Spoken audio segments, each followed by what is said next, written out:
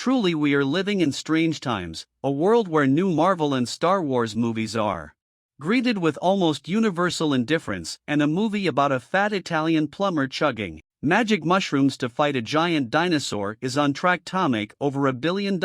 And you know what? I love it, Ian. When it comes to making their transition to the big screen, Mario and Luigi have had a bit of a rocky history. 9-year-old me sat through the Bob Hoskins and Dennis Hopper movie way back in '93 completely and utterly baffled at what I was seeing, a situation that remains unchanged to this very day. The film was such a nightmarish disaster that it basically soured Nintendo on the idea of big screen adaptations for the better part of 30 years, but it's amazing what a pair of successful Sonic movies from their old enemy Sega can do to change a company's mind. And so here we are in 2023 staring down the magical warp pipe of Super Mario Bros. The movie. It's nice to see that some rivalries never die. People have been going absolutely nuts over this film over the past week or so, hailing it as a turning point in the history of video game adaptations and possibly the future direction of Western cinema. Jesus, calm down lads, but the reason you're probably watching this video was to find out if Super Mario Bros. Is actually any goods, and more importantly if it's worth parting with your hard-earned cash to go and see.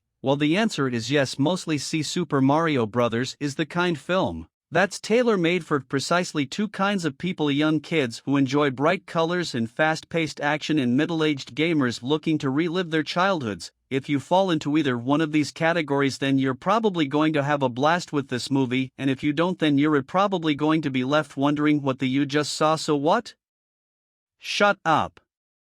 Anyway, the movie centers around a very own's favorite Italian plumbers Mario and his brother Luigi. They've just quit their jobs to start their own plumbing business in Brooklyn and sunk all of their money into a TV ad to promote it. Their first gig doesn't go particularly well, however, and when Mario's family question the wisdom of risking everything on his crazy pipe dream, Mario starts to have doubts about where his life is heading. Then he gets sucked down a magical warp pipe and transported into an alternate dimension inhabited by talking mushroom people. So yeah, in case you hadn't noticed, the movie switches gears pretty quickly. Anyway, the gist is that the kingdoms in this land are under threat by Bowser, who managed to get his hands on the Craggle, the superstar that's going to grant him the power to destroy anything in his path unless Princess Peach agrees to marry him. Why exactly would a giant talking dinosaur be romantically attracted to a human female, and what does he expect to get out of such a relationship? Don't know, but it's a question that's haunted me ever since I was a little kid. Even worse, Mario and Luigi got separated on the way here, and Luigi's now been captured by Bowser's minions, leaving Mario with only one choice: team up with Princess Peach, fight his way to Bowser's castle, rescue his brother, and save the Mushroom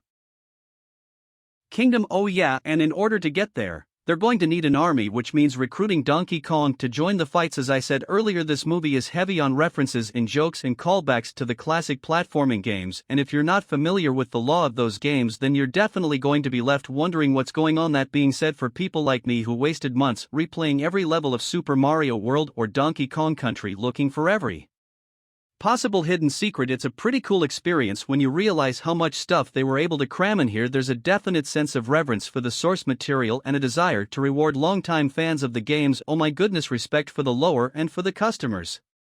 What kind of bizarre world are we living in here? The plot itself isn't exactly complicated, and the characters aren't going to inspire 5-hour video essays about their hidden meanings and motivations. But then again, what were you expecting?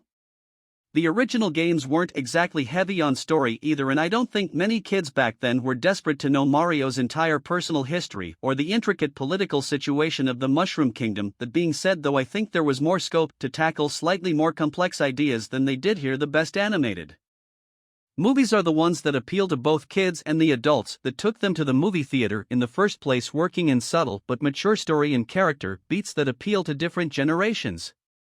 Like there's a reason people still get emotional at the intro to Up or the ending for Story 3. The bittersweet acknowledgement that sooner or later we all have to say goodbye to the simple innocence of our childhoods and leave behind the once treasured objects that went on the journey with us. Stuff like that tugs at the heartstrings of kids that know eventually it's going to happen to them, but it hits even harder for the parents who already went through it. Basically, what I'm trying to say with all this pish is that there isn't really that same complexity of emotion or storytelling here. It's simple, straight up entertainment, and the only real theme that you can draw from it is the of determination and loyalty to the people that you care about. Pretty universal and inoffensive ideas, but hardly groundbreaking stuff.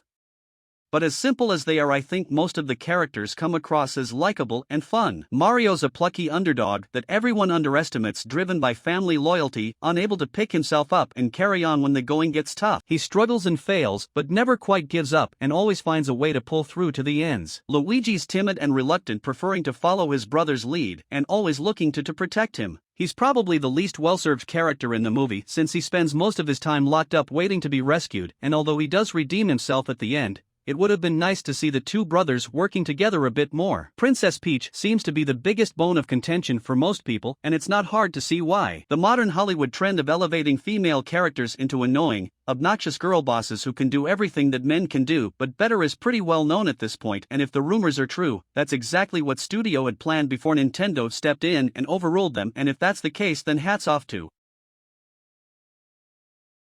them, because I think this version of the character manages to walk a pretty careful line, able to make decisions and look after herself without overshadowing and belittling the actual protagonist of the movie. Yeah, there's one or two little occasions when she's a bit too good at everything she does, and I noticed that the finale carefully adheres to the golden rule of modern writing that a woman can never be directly rescued by a man. But whatever the point I'm making is that while she gets to do more than just scream at Mario help me, she's a perfectly likable and charming character all by herself. Ultimately, for all its simplicity and lack of narrative depth, Super Mario Bros. Comes across as the perfect palate cleanser for audiences worn down by divisive, preachy, and mean-spirited animated movies from the not-so-magic kingdom, or tedious and played-out superhero flicks in the twilight of their genre. And for all I joked about it at the start of this review, the box office numbers speak for themselves. We could just be witnessing a real shift in Hollywood and the kind of films that they make going forwards. The era of the comic book movie is coming to an end, and after decades of false starts and misfires, the age of the video game adaptation might just be upon us. And quite frankly, I'm more than ready for it. Anyway, that's all I've got for today. Go away now.